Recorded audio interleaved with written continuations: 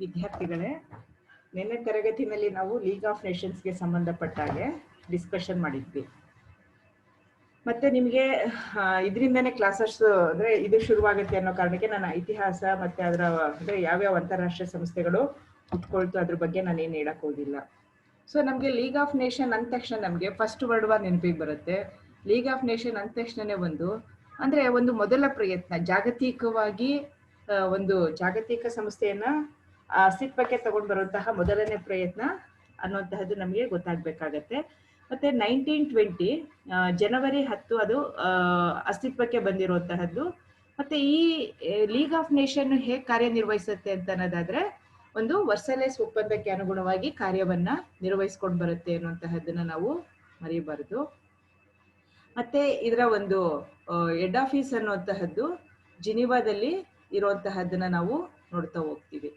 So ಇಷ್ಟು ಸಂಗತಿಗಳು league of ನೇಷನ್ನಿನ ಒಂದು ಇಂಟ್ರೊಡಕ್ಷನ್ ಆಗುತ್ತೆ. ಮತ್ತೆ ಒಂದು ಜಾಗತಿಕವಾಗಿರುವಂತಹ ಒಂದು ಸಂಸ್ಥೆಯಾಗಿ ಅದು ಹೇಗೆ ಕಾರ್ಯವನ್ನ ನಿರ್ವಹಿಸ್ಕೊಂಡು ಬಂತು ಅನ್ನುವಂತಹದ್ರ ಬಗ್ಗೆ ನಾವು ಗಮನ ಹರಿಸ್ಬೇಕಾಗತ್ತೆ. ಮತ್ತೆ ಇದರಲ್ಲಿ ನಾವು ವುಡ್ರೋ ವಿಲ್ಸನ್ ಇದರ ಪ್ರಮುಖ ವ್ಯಕ್ತಿಯಾಗಿ ಹೇಗೆ ಕಾರ್ಯನಿರ್ವಹಿಸ್ಕೊಂಡ್ರು, ರೂಸ್ವೆಲ್ಟ್ ಇರ್ಬೋದು, ವುಡ್ರೋ ವಿಲ್ಸನ್ ಇರ್ಬೋದು, ಮತ್ತೆ ಇದಕ್ಕೆ ಸಂಬಂಧಪಟ್ಟ ಹಾಗೆ ಹಿಟ್ಲರ್ ಇರ್ಬೋದು. ಸೊ ಇವರೆಲ್ಲರೂ ಒಂದು ಹಂತದಲ್ಲಿ ಪ್ರಯತ್ನ ಪಡ್ತಾ ಹೋಗೋದನ್ನ ನಾವು ನೋಡ್ತಾ ಹೋಗ್ತೀವಿ. ಬಟ್ ಇಲ್ಲಿ ನಮಗೆ ಪ್ರಮುಖವಾಗಿ ಅಂತಂದ್ರೆ ವುಡ್ರೋ ವಿಲ್ಸನ್ ನಮಗೆ ಮುಖ್ಯವಾಗಿರುವಂತಹ ಒಂದು ಕಾರಣಕರ್ತರು, ಅಂದ್ರೆ ರಾಷ್ಟ್ರ ಸಂಘದ ಅಸ್ತಿತ್ವಕ್ಕೆ ಪ್ರಮುಖವಾಗಿರುವಂತಹ ಕಾರಣಕರ್ತರಾಗಿರುವಂತಹದ್ದನ್ನ ನಾವು ನೋಡ್ತಾ ಹೋಗ್ಬೋದು. ಸೊ ಇಲ್ಲಿ ನಮ್ಗೆ ಇದ್ರ ಜೊತೆಗೆ ನಾವು 1920 ಅಸ್ತಿತ್ವಕ್ಕೆ ಬಂದಂತಹ ಲೀಗ್ ಆಫ್ ನೇಷನ್, ಜನವರಿ 10 ಅಸ್ತಿತ್ವಕ್ಕೆ ಬಂದಂತಹ ಲೀಗ್ ಆಫ್ ನೇಷನ್ ಏಪ್ರಿಲ್ 1946 ವರ್ಗು ಕಾರ್ಯವನ್ನ ನಿರ್ವಹಿಸುವಂತಹದ್ದನ್ನ ನಾವು ಅಂದ್ರೆ ಯಾರಿಗೆ ಅಧಿಕಾರವನ್ನ ಕೊಡ್ತಾ ಹೋಗುತ್ತೆ ಅಂತ ಅನ್ನೋದಾದ್ರೆ ವಿಶ್ವಸಂಸ್ಥೆಗೆ ತನ್ನ ಅಧಿಕಾರವನ್ನ ಹಸ್ತಾಂತರ ಮಾಡ್ತಾ ಹೋಗುವಂತಹದ್ದನ್ನ ನಾವು ನೋಡ್ತಾ ಹೋಗ್ತೀವಿ. ಸೊ ಲೀಗ್ ಆಫ್ ನೇಷನ್ನಿನ ನಂತರ ವಿಶ್ವಸಂಸ್ಥೆ ಅಸ್ತಿತ್ವಕ್ಕೆ ಬರುವಂತಹದ್ದನ್ನ ನಾವು ನೋಡ್ತಾ ಹೋಗ್ಬೋದು. ಸೊ ಲಾಸ್ಟ್ ಕ್ಲಾಸಲ್ಲಿ ನಾವು ಅದರ ಒಂದು ಕಾನ್ಸ್ಟಿಟ್ಯೂಷನ್ ಇರ್ಬೋದು, ಅದರ ಮೆಂಬರ್ಶಿಪ್ ಬಗ್ಗೆ ಡಿಸ್ಕಷನ್ ಮಾಡಿದ್ವಿ. ಸೊ ಅದೇ ತರ ನಾವು ಅದಕ್ಕೆ ಸಂಬಂಧಪಟ್ಟಂತಹ ಒಂದು ಪ್ರಣಾಳಿಕೆಗೆ ಸಂಬಂಧಪಟ್ಟ ಹಾಗೆ ನಮ್ಗೆ ಲೀಗ್ ಆಫ್ ನೇಷನ್ ಅಂದ ತಕ್ಷಣನೇ ಪ್ರಮುಖವಾಗಿ ವಿಲ್ಸನ್ನರ ಒಂದು 14 ಅಂಶಗಳ ಒಂದು ಘೋಷಣೆ ಅಂತ ಏನ್ ಕರಿತೀವಲ್ಲ ಅದ್ರ ಬಗ್ಗೆ ನಾವು ಚರ್ಚೆ ಮಾಡಿದ್ವಿ. ಸೊ ಆ 14 ಅಂಶಗಳನ್ನ ಆಧಾರವಾಗಿಟ್ಕೊಂಡು ವಿಲ್ಸನ್ನರ ಒಂದು 14 ಪಾಯಿಂಟ್ಸ್ ಇನ ಡಿಕ್ಲರೇಷನ್ ಇದರ ಒಂದು ಫಾರ್ಮೇಶನ್ಗೆ ಹೇಗೆ ಕಾರಣ ಆಯ್ತು ಅನ್ನೋಂತಹದ್ದನ್ನ ನೋಡಿದ್ವಿ. Students, last class we are discussing about the introduction of the League of Nations. So when it was come and who are the founders of the League of Nations, then what are the objectives of the League of Nations, what are the preamble and what are the constitution of the League of Nations. So all these aspects we are discussing regarding the League of Nations. So League of Nations was it was an international organization. So it representative the world's nation would meet, settle their differences by discussion regarding the wars. The main objectives of the League of Nations to prevent the war. So we are already focusing on the membership of the League of Nations. So the head office of the League of Nations, it was in Geneva, Switzerland in 1919. The head office, the founder of the League of Nations, the Woodrow Wilson is the founder of the League of Nations. So then background of the League of Nations, the main cause is the First World War. The First World War, it is finished in 1918. Then the Treaty of Versailles, the Treaty of Versailles is the part of the League of Nations. So the 14th point of Woodrow Wilson, the main part of the League of Nations. So the point 14, a general association of nations must be formed under specific conventions for the purpose of affording mutual guarantee of political independency and territorial integrity to great and small states alike. So Woodrow Wilson is the main person is 14 point is most important aspect regarding the League of Nations. The official language of the League of Nations was English, French and Spain. ಇದರ ಬಹಳ ಪ್ರಮುಖವಾಗಿರುವಂತಹ ಭಾಷೆಗಳು ಅಂತಂದ್ರೆ English ಇರ್ಬೋದು, French ಮತ್ತೆ Spanish ಆಗಿರೋದನ್ನ ನೋಡ್ತಾ ಹೋಗ್ತೀವಿ. So the permanent member ಅಂತಂದಾಗ great Britain, Italy, France ಮತ್ತೆ ಜಪಾನ್ ಇದರ ಪರ್ಮನೆಂಟ್ ಒಂದು ಮೆಂಬರ್ಶಿಪ್. ಅಂದ್ರೆ ಇಲ್ಲಿ ನಿಮಗೆ ಸೊ ಇದರ ಅಡಿಯಲ್ಲೇ ನಿಮ್ಗೆ ಏನಾಗತ್ತೆ ಅಂತಂದ್ರೆ ಯೂಶುವಲ್ ಆಗಿ ನೀವು ಏಷ್ಯಾವನ್ನ ಪ್ರತಿನಿಧಿಸುವಂತಹ ಜಪಾನ್ ಒಂದು ಕಡೆ ಇರುತ್ತೆ. ಇನ್ನು ಆಲ್ಮೋಸ್ಟ್ ನಿಮ್ಗೆ ಯುರೋಪಿಯನ್ ಕಂಟ್ರೀಸ್ ಅದರ ಒಂದು ಭಾಗವಾಗಿರೋದನ್ನ ನಾವು ನೋಡ್ತಾ ಹೋಗ್ತೀವಿ. ಸೊ ಇಲ್ಲಿ ನಮಗೆ ಇದಕ್ಕೆ ಸಂಬಂಧಪಟ್ಟ ಹಾಗೆ ಮೇನ್ ಗೋಲ್ಸ್ ಮತ್ತೆ ಅಬ್ಜೆಕ್ಟಿವ್ಸ್ ಈಗಾಗಲೇ ನಾವು ಚರ್ಚೆ ಮಾಡ್ತಾ ಹೋಗ್ತಿದೀವಿ. The goal of the League of Nation we already discussing it is strengthen and condition of the Treaty of Versailles and prevent the war and help to countries crisis in during the period of economic and some other situation. So illi namage the structure of the League of Nations andaga the structure and organization of the main organs of the League of Nations andaga, so we are focusing the three major organs. So the entire structure of the League of Nations, it is main three major organs. The first one is the Secretariat, and second one is the Council, and the third one is Assembly. So just like legislature, executive and administrative body. So ನಿಮಗೆ ಈ ತರಗತಿಯಲ್ಲಿ ನಾವು ಪ್ರಮುಖವಾಗಿ ಯಾವುದ್ರ ಬಗ್ಗೆ ನೋಡ್ತಾ ಹೋಗ್ತೀವಿ ಅಂತಂದ್ರೆ ಅದರ ಅಂಗರಚನೆ ಅಂತ ಕರಿತಾ ಹೋಗ್ಬೋದು, ಅದರ ಫಾರ್ಮೇಶನ್ಗೆ ಸಂಬಂಧಪಟ್ಟಾಗೆ ನಾವು ನೋಡ್ತಾ ಹೋಗ್ತೀವಿ. ಸೊ ಇಲ್ಲಿ ನಮ್ಗೆ ಇದರ ಉಪ ಅಂಗಗಳು ಸಬ್ ಆರ್ಗನ್ಸ್ ಬಗ್ಗೆ ಫೋಕಸ್ ಮಾಡೋದಕ್ಕಿಂತ ಬಹಳ ಪ್ರಮುಖವಾಗಿ ಹೇಗೆ ನಿಮ್ಮ ಶಾಸಕಾಂಗ, ಕಾರ್ಯಾಂಗ, ನ್ಯಾಯಾಂಗ ಇರುತ್ತೋ ಅದೇ ತರ ಲೀಗ್ ಆಫ್ ನೇಷನ್ನಲ್ಲಿ ಸಹ ನಾವೇನ್ ಮಾಡ್ತಾ ಹೋಗ್ತೀವಿ ಅಂತಂದ್ರೆ ಒಂದು ಸೆಕ್ರೆಟರಿಯೇಟ್ ಸಚಿವಾಲಯವನ್ನ ನೋಡ್ತಾ ಹೋಗ್ತೀವಿ, ಮಹಾಮಂಡಲಿಯನ್ನ ನೋಡ್ತಾ ಹೋಗ್ತೀವಿ, ದೆನ್ ಮಹಾಸಭೆ. ಇದರಲ್ಲಿ ಪ್ರಮುಖವಾಗಿ ನಾವ್ ಯಾವ್ದನ್ನ ನೋಡ್ತಾ ಹೋಗ್ತೀವಿ, ಒಂದು ಸಚಿವಾಲಯ, ಇನ್ನೊಂದು ಮಹಾಮಂಡಲಿ ಮತ್ತೆ ಮಹಾಸಭೆ. The Secretariat, it was responsible for the administrative work. The main administrative work conducted by the Secretariat. ಇಲ್ಲಿ ಸಚಿವಾಲಯ ಅನ್ನುವಂತಹದ್ದು ಆಡಳಿತದ ಜವಾಬ್ದಾರಿಯನ್ನ ನಿರ್ವಹಿಸುವಂತಹ ಒಂದು ಅಂಗ. ಆಡಳಿತದ ಜವಾಬ್ದಾರಿಯನ್ನ ನಿರ್ವಹಿಸುವಂತಹ ಅಂಗ. ಇದರಲ್ಲಿ ಅದರ ಚೀಫ್ ಯಾರಾಗಿರ್ತಾನೆ ಅಂದ್ರೆ ಆ ಸಚಿವಾಲಯದ ಮುಖ್ಯಸ್ಥ, it is controlled by the secretary, chief secretary. So ಮಹಾ ಕಾರ್ಯದರ್ಶಿ ಇದರ ಒಬ್ಬ ಮುಖ್ಯಸ್ಥನಾಗಿ ಕಾರ್ಯವನ್ನ ನಿರ್ವಹಿಸ್ತಾ ಹೋಗ್ತಾನೆ. ಸೊ ಇಲ್ಲಿ ಈ ಮಹಾ ಕಾರ್ಯದರ್ಶಿ ಮತ್ತೆ ಸಚಿವಾಲಯದ ಕೆಲಸ ಏನು ಅಂತಂದ್ರೆ ಯಾವ ವಿಷಯಗಳು ಮಹಾಮಂಡಳಿಯಲ್ಲಿ ಕೌನ್ಸಿಲ್ ಅಲ್ಲಿ ಅಪ್ರೂವ್ ಆಗಿರುತ್ತೋ ಅಂತಹ ಆದೇಶಗಳನ್ನ ಕಾರ್ಯರೂಪಕ್ಕೆ ತಗೊಂಡು ಬರುವಂತಹದ್ದು ಇದರ ಕಾರ್ಯ ಆಗಿರುತ್ತೆ. ಸಚಿವಾಲಯ is administrative body, the chief secretary is the it was organized by chief secretary. The main function of the secretariat to execute the order of the council and assembly. ಇಲ್ಲಿ ಇದಕ್ಕೆ ಸಂಬಂಧಪಟ್ಟಾಗೆ ಹೆಚ್ಚು ಕಡಿಮೆ ಅಂದ್ರೆ ಒಪ್ಪಂದಗಳನ್ನ ಅಗ್ರಿಮೆಂಟ್ ನ ರಿಜಿಸ್ಟರ್ ಮಾಡ್ಕೊಳ್ಳುವಂತಹದ್ದು, ದಾಖಲೆಗಳನ್ನ ಇಡುವಂತಹದ್ದಿರ್ಬೋದು, ಸಭೆಗಳಿಗೆ ಬೇಕಾಗಿರುವಂತಹ ವ್ಯವಸ್ಥೆಯನ್ನ ಮಾಡುವಂತಹದ್ದು ಯಾವುದು ಸೆಕ್ರೆಟರಿಯೇಟಿನ ಬಹಳ ಪ್ರಮುಖವಾಗಿರುವಂತಹ ಕೆಲಸ ಅಂತಂದ್ರೆ ಯಾವ ಒಪ್ಪಂದಗಳು ಆಗಿರುತ್ತೋ ಆ ಒಪ್ಪಂದಗಳನ್ನ ರಿಜಿಸ್ಟರ್ ಮಾಡ್ಬೇಕಾಗತ್ತೆ. The registration function, the registration means the agreement registration is one of the important function to maintenance the documents.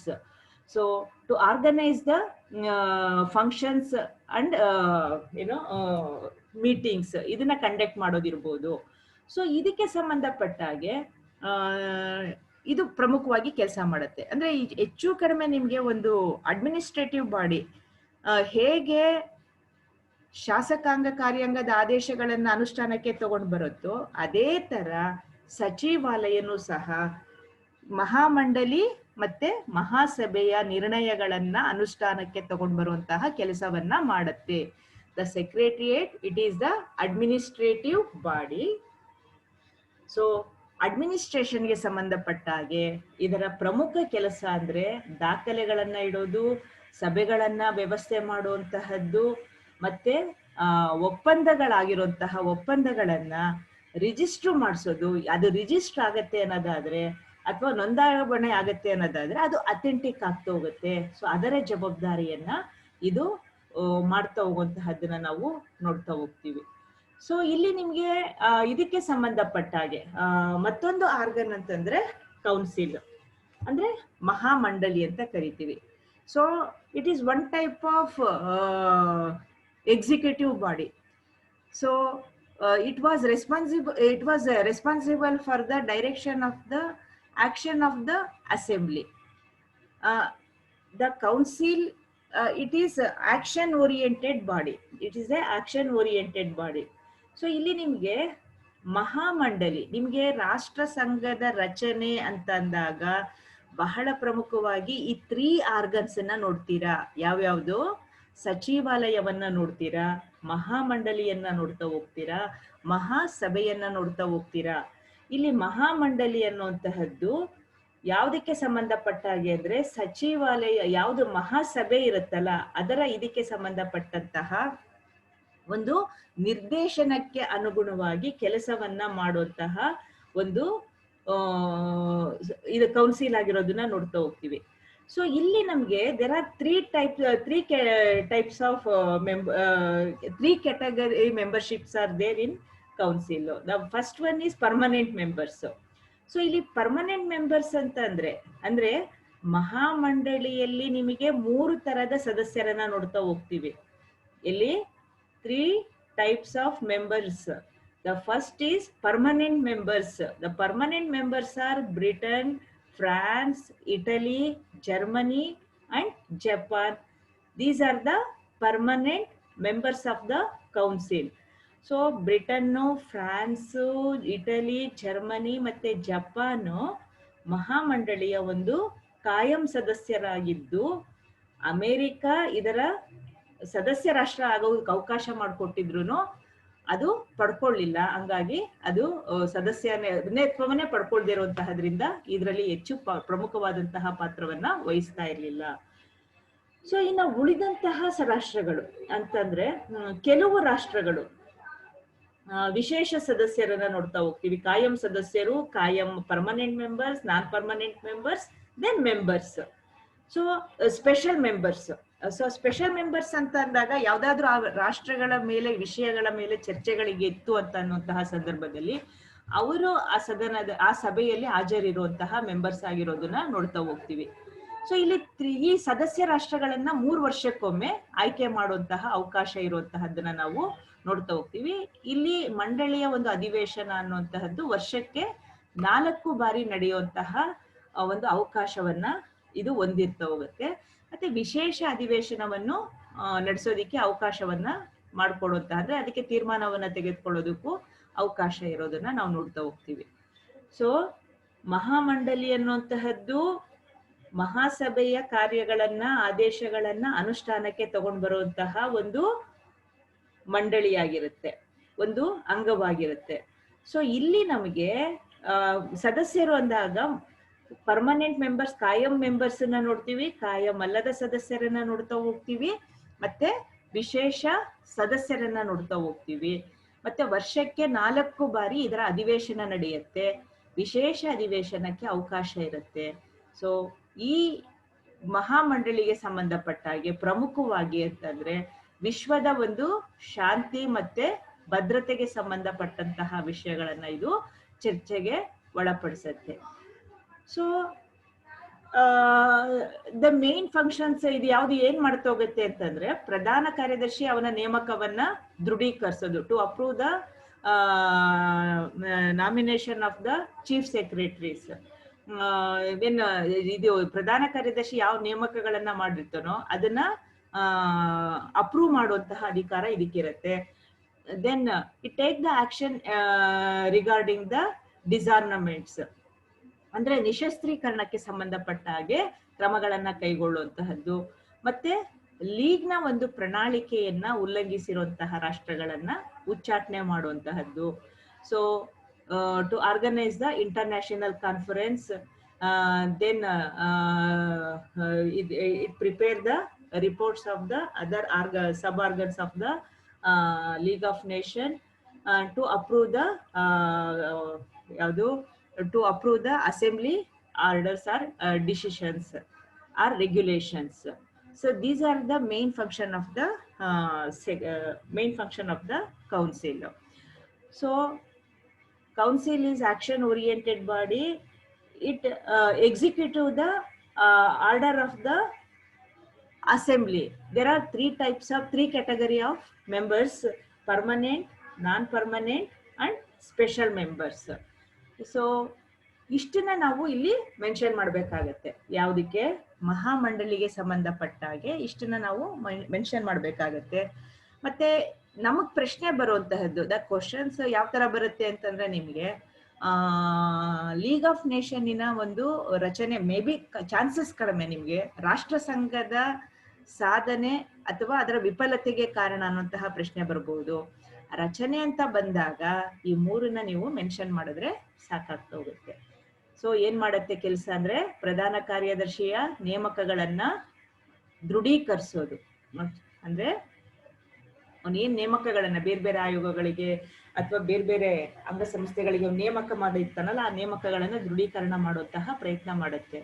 ಮತ್ತೆ ಇದು ಯುದ್ಧವನ್ನ ತಡೆಗಟ್ಟುವಂತಹ ಕಾರಣಕ್ಕೋಸ್ಕರ ಅಸ್ತಿತ್ವಕ್ಕೆ ಬಂದಿರುವಂತಹದಿಂದ ನಿಶಸ್ತ್ರೀಕರಣಕ್ಕೆ ಸಂಬಂಧಪಟ್ಟಂತಹ ಒಂದು ಪ್ರಯತ್ನವನ್ನು ಮಾಡುತ್ತೆ.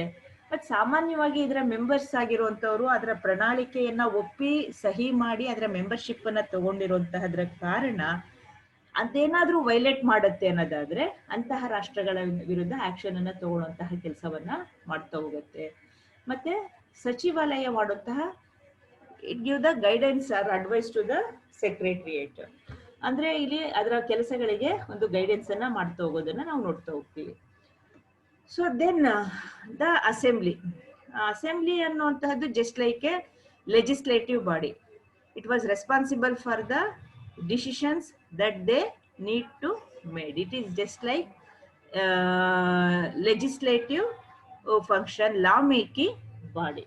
So ಇಲ್ಲಿ ಮಹಾಸಭೆ ಅನ್ನುವಂತಹದ್ದು ಆಲ್ಮೋಸ್ಟ್ ನಿಮಗೆ ನಿಮ್ಮ ಶಾಸಕಾಂಗ ಹೇಗೆ ಕೆಲಸವನ್ನ ಮಾಡುತ್ತೋ ಅದೇ ತರ ಇದು ಕೆಲಸವನ್ನ ಮಾಡ್ಕೊಂಡು ಬರುವಂತಹ ಒಂದು ಅಂಗಾಗಿರೋದನ್ನ ನಾವು ನೋಡ್ತಾ ಹೋಗ್ಬೋದು.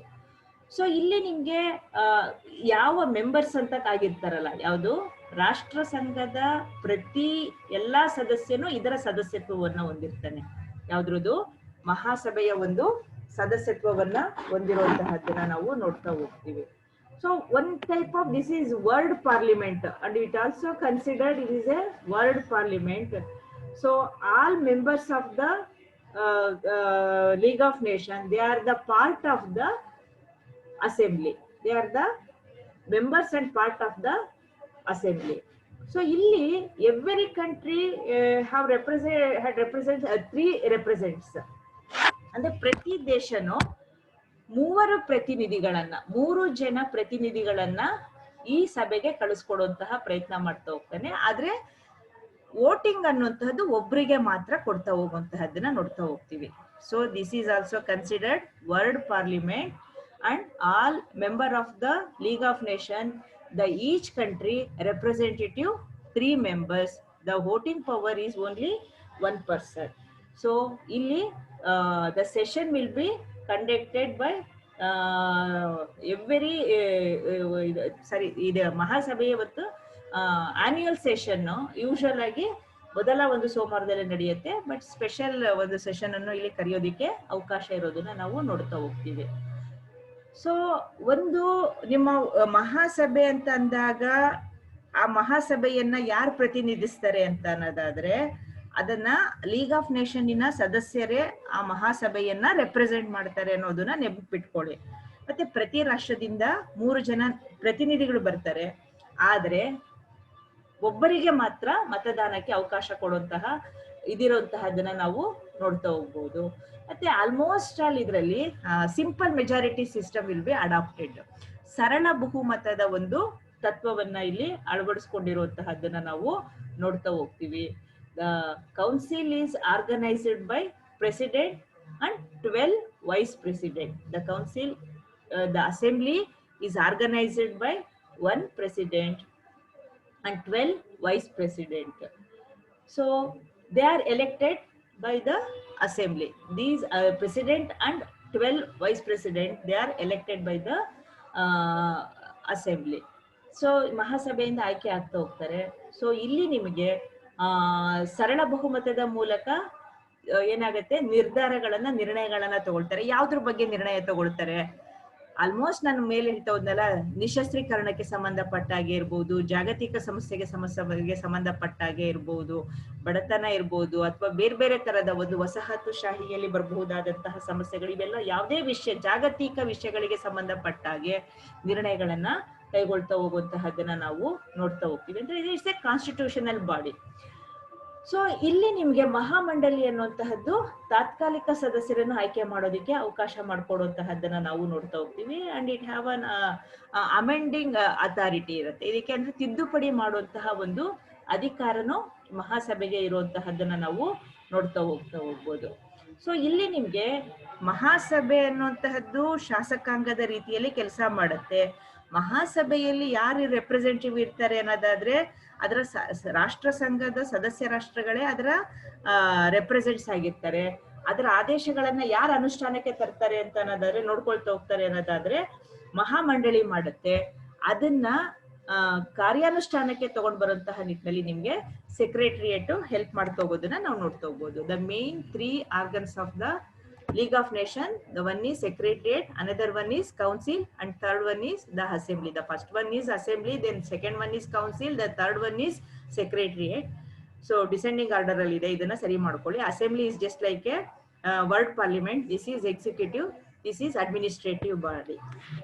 So then sub organs ಅಂತ ಅಂದಾಗ, ಸೊ ಇಲ್ಲಿ ನೀವು ಇದಕ್ಕೆ ಸಂಬಂಧಪಟ್ಟ ಹಾಗೆ ಬೇರೆ ಆರ್ಗನ್ಸ್ಗಳು ಅಥವಾ ಬೇರೆ ಇದಿದೆ ಯಾವುದು ಅಂತಂದ್ರೆ ಇಂಟರ್ನ್ಯಾಷನಲ್ ಕೋರ್ಟ್ ಆಫ್ ಜಸ್ಟಿಸ್ ಬಗ್ಗೆ ನೋಡ್ತಾ ಹೋಗ್ತೀವಿ. ಅಂತಾರಾಷ್ಟ್ರೀಯ ಕಾಯಂ ನ್ಯಾಯಾಲಯ ನೋಡ್ತಾ ಹೋಗ್ತೀವಿ. ಅಂತಾರಾಷ್ಟ್ರೀಯ ಕಾರ್ಮಿಕ ಸಂಸ್ಥೆನ ನೋಡ್ತಾ ಹೋಗ್ತೀವಿ. ದೆನ್ ತಾಂತ್ರಿಕ ಸಂಸ್ಥೆಗಳು, ಬೇರೆ ಬೇರೆ ತರದ ಒಂದು ಸಬ್ ಆರ್ಗನೈಸೇಷನ್ ಇರ್ತಾ ಹೋಗುತ್ತೆ. So league of nation destroy ಆದ್ರೂ ಸಹ ಉಳಿದ ಆರ್ಗನೈಸೇಷನ್ಗಳು, ಅಂತಾರಾಷ್ಟ್ರೀಯ ಕಾರ್ಮಿಕ ನ್ಯಾಯಾಲಯ ಇರ್ಬೋದು, ಅಂತಾರಾಷ್ಟ್ರೀಯ ಕಾರ್ಮಿಕ ಸಂಸ್ಥೆಗಳು ಕಂಟಿನ್ಯೂ ಆಗಿರೋದನ್ನ ನೋಡ್ತೀವಿ. ದೆನ್ ಟೆಕ್ನಿಕಲ್ ಆರ್ಗನೈಸೇಷನ್ ಇದರಲ್ಲಿ ಇರುವಂತಹದ್ದನ್ನ ನಾವು ನೋಡ್ತಾ ಹೋಗ್ಬೋದು. ಸೊ ಇದು ನಮಗೆ ಇದರ ಆರ್ಗನೈಸೇಷನ್ ಅಂದಾಗ ಈ 3 ಪ್ರಮುಖವಾಗಿರುವಂತಹ ಆರ್ಗನೈಸೇಷನ್ ಅನ್ನ ನಾವು ಮೆನ್ಷನ್ ಮಾಡಿದ್ರೆ ಸಾಕಾಗತ್ತೆ. ಸೊ ನೀವು ಮಾಡ್ಬೇಕಾಗಿರೋದೇನು ಅಂತ ಅನ್ನೋದಾದ್ರೆ, ಲೀಗ್ ಆಫ್ ನೇಷನ್ ಅಡಿಯಲ್ಲಿ ಯಾವ ಇದಕ್ಕೆ ಅನುಗುಣವಾಗಿ ಅಸ್ತಿತ್ವಕ್ಕೆ ಬಂತು, ಯಾರು ಎಸ್ಟಾಬ್ಲಿಷ್ ಮಾಡಿದ್ರು, ಅದರ ಆಬ್ಜೆಕ್ಟಿವ್ಸ್, ಅದರ ಉದ್ದೇಶ ಏನು, ಅದರ ಸಂಸ್ಥೆಗಳು ಯಾವುದು. ನಿಮ್ಗೆ ಪ್ರಶ್ನೆ ಇದ್ರ ಬಗ್ಗೆ ಬರಲ್ಲ, ಯಾವ್ದ್ರ ಬಗ್ಗೆ, ಆರ್ಗನೈಸೇಷನ್ ಬಗ್ಗೆ ಬರಲ್ಲ. ಮೇನ್ ಪರ್ಪಸ್, ಮೇನ್ ಕ್ವಶನ್ಸ್ ನಿಮ್ಗೆ ಅರೈಸ್ ಆಗೋದು ಯಾವ್ದ್ರ ಬಗ್ಗೆ ಅಂದ್ರೆ ಅದರ ಅಚೀವ್ಮೆಂಟ್ಸ್, ಅದರ ಫೇಲ್ಯೂರ್ನೆಸ್ ಬಗ್ಗೆ ಬರ್ತೋಗತ್ತೆ. ಸೊ ಅದನ್ನ ನಾನು ನೆಕ್ಸ್ಟ್ ಕ್ಲಾಸ್ ಅಲ್ಲಿ ನಿಮ್ಗೆ ತಗೊಳ್ತಾ ಹೋಗ್ತೀನಿ. So thank you. ಏನಾದ್ರು ಡೌಟ್ಸ್ ಇದೆ ಅಂತ ಅನ್ನೋದಾದ್ರೆ ಕೇಳ್ತಾ ಹೋಗಿ.